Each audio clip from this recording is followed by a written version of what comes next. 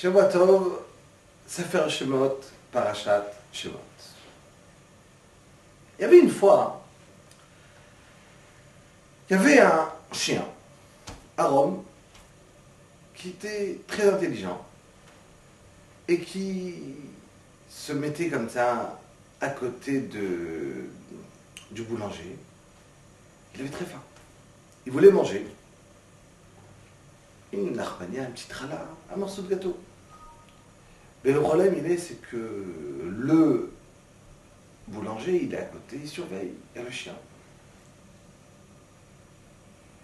Qu'est-ce qu'il fait le chien? Il fait style, il est en train de dormir.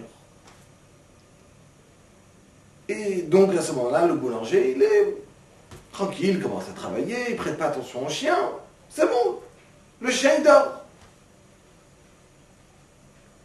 À ce moment-là, le chien il vient, il saute comme ça dans la boulangerie, il renverse les plateaux de partout, il fait du bruit de partout, tout est par terre. Il prend à ce moment-là un morceau de pain et il se sauve. À ce moment-là, le boulanger, il voit plein de balagan, qu'est-ce qui se passe? Tout est par terre, on va me voler. Il commence vite à rattraper tous les petits pains. Il rattrape tout, il met tout encore une fois sur l'étalage, il compte qu'est-ce qui lui manque? Un seul pain. Oh, un seul pain, ça va. Tout ce que j'ai eu pour un pain, c'est pas grave. Ce qu'il n'a pas compris, c'est que tout ce bruit-là, il était pour ce pain. C'est ce qu'il cherchait. Nous dit Ephraim Shmulevitz, le Yitzhara, des fois, il sait très bien que d'avoir une chose, il n'y arrivera pas. Qui est d'accord de faire, il en verra. Qu'est-ce qu'il va faire? Il va faire du bruit énorme autour. Il va te déranger d'une certaine manière que tu crois que tu peux tout perdre. Et toi, tu te renforces. À la fin, tu n'as perdu qu'un petit truc, que quelque chose. Tu dis, ok, c'était que cette mitzvah, que ça, j'ai raté, ben c'est pas grave. Mais en vérité, c'est ce qu'il voulait. Le Yitzhara, en personne, c'était Paro. Paro voulait que les Am Israël n'a pas une seule seconde pour réfléchir, pour étudier la Torah.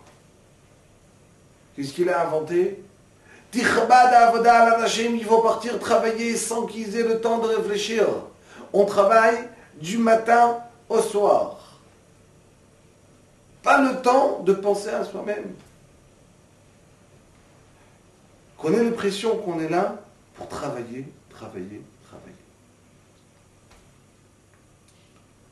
Paro, pour savoir qu'est-ce que chacun est capable de faire. Qu'est-ce qu'il a fait le premier jour?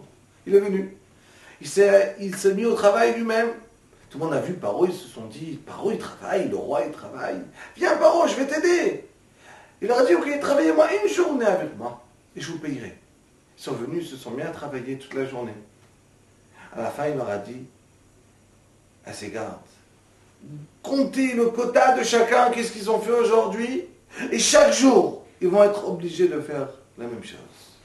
Qui n'est pas venu travailler? Shevet Lévi, la tribu de Lévi. Ils se sont dit, le roi il veut travailler, c'est son problème. Nous, on a notre travail à nous. On doit étudier la Torah. Il n'y a pas. Le Yitzhara, il n'a pas fonctionné. Ils se sont mis à étudier la Torah. Ils se sont mêlés de rien. Des fois, il faut apprendre du renard. Vous connaissez l'histoire? Il y avait une fois. Il y avait le lion qui avait très faim. Il n'a pas mangé, ça fait déjà quelques jours. Son haleine ne sentait pas bon. Qu'est-ce qu'il fait? Il ouvre la bouche grand comme ça et il appelle un petit mouton. Il lui dit, dis-moi, tu peux sentir ma bouche? Je sens bon, pas trop. Le petit mouton, tout naïf, il vient, il sent. Il dit, mon cher roi, ça sent vraiment mauvais. Le roi, il s'énerve, le lion, il s'énerve. Comment tu peux oser parler comme ça à ton roi? D'une bouchée, il le mange. Mais il y avait encore un petit creux. il appelle le loup. Il dit, mon cher ami, tu peux venir sentir ma bouche. Mais le loup, il sait déjà que le mouton, juste avant, il s'est fait manger. Alors il s'approche, il sent, il dit au roi, ton haleine, elle est super, tu sens très bon. Là, le lion, il s'énerve. Espèce de menteur, tu veux m'acheter, tu es hypocrite, tu veux juste parce que tu as peur de moi, tu ne sais pas dire la vérité, tu mérites que je te mange. Il le mange. Pour le dessert, encore un petit truc, il appelle le renard. Qu'est-ce que tu en penses? Mon odeur?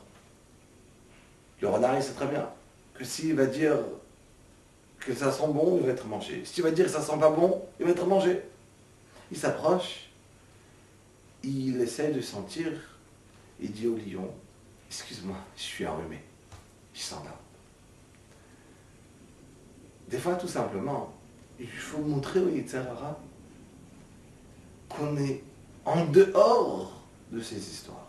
Ni je rentre, ni je rentre pas. Shevet Lévi se sont dit, Paro, il a des histoires. C'est pas pour moi. Moi, je continue à étudier tranquillement. Et les histoires de Paro, c'est les siennes. Il faut savoir qu'aujourd'hui, en état de guerre en Eretz Israël, on a tous peur.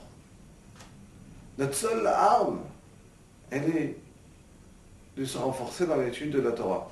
Ele barechev, ve'ele basusim, v'anachnu, b'shem Hashem Elokeinu nazkir. Eux, ils peuvent venir avec des chars, des roquettes, ce qu'ils veulent. Mais nous, notre force à nous, c'est la Torah. Eima karu nafalu, v'anachnu, kamnu banisadad. Eux, ils vont tomber, et nous, on va se relever avec notre force d'encore un shiur, encore quelques minutes de Torah. Kol tov, Shabbat tov.